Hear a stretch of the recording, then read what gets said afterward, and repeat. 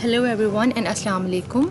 So in the last video we have discussed about the morphemes, the types of morphemes and everything that is related to morphemes. इस video में हम discuss करेंगे morphemic analysis. हमारा main topic होगा कि morpheme का हम analysis किस तरह से करते हैं.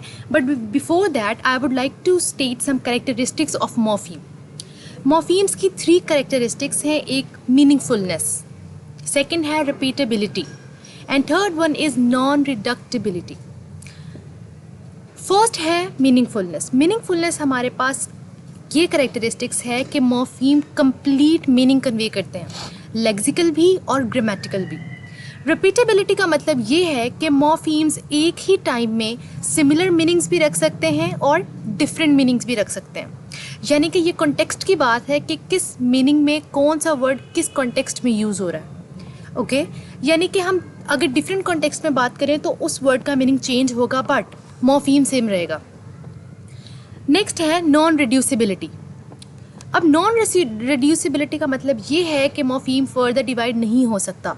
तो मेन 3 कैरेक्टरिस्टिक्स हैं. एक ये कि वो मीनिंग देगा, सेकंड वो डिफरेंट कॉन्टेक्स्ट में यूज़ हो सकता है एंड थर्ड वन इज़ कि वो फर्दर डिवाइड नहीं हो सकता.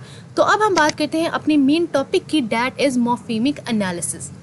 सिंपल सी बात है, मॉर्फेमिक एनालिसिस एक ऐसी स्ट्रैटेजी है, इट इज़ अ फिनोमेना जिसमें हम एक वर्ड के स्ट्रक्चर को एनालाइज करते हैं.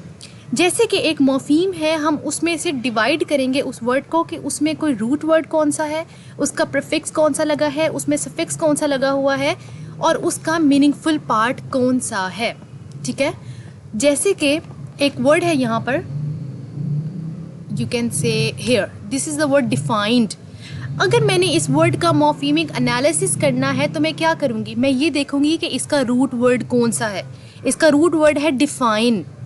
ठीक है, और इसको कवर अप करके ईडी लगाया हुआ है, इसको इसमें ऐड हुआ है इन्फ्लेक्शनल मॉर्फीम. तो ये इसका मॉर्फेमिक एनालिसिस है. ये एक ऐसी स्ट्रैटेजी, एक ऐसा प्रोसेस है जिसके थ्रू हम ये देखते हैं कि एक वर्ड को किस तरह से फॉर्म किया गया है. उस वर्ड में मीनिंगफुल पार्ट कौन सा है, उसके हम पार्ट्स देखते हैं कि उसमें एफिक्सेशन यूज़ हुई हुई है कि नहीं, कौन सी वर्ड प्रोसेसिंग यूज़ हुई हुई है.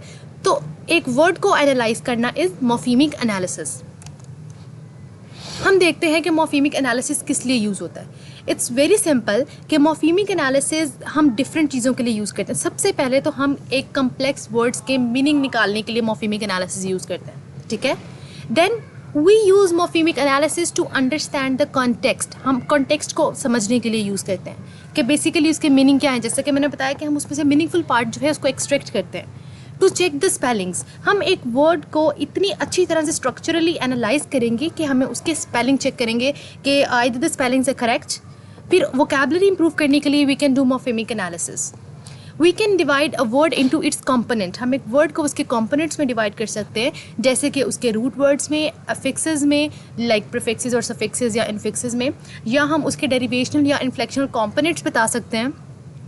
We can give the syntactic category of the words. हम देख सकते हैं कि उस वर्ड की सिंटैक्टिक कैटेगरी कौन सी है. We can construct the new words by morphemic analysis and to spell the word correctly. Morphemic analysis से हम ये भी देख सकते हैं कि वर्ड की प्रोनाउंसिएशन क्या है. तो simply this is a very short video about morphemic analysis, about the basics of morphemic analysis. That morphemic analysis is a strategy or it is a phenomena or process by which we analyze the morpheme, by which we divide the word into its structure. We structurally analyze the morpheme. So thank you so much.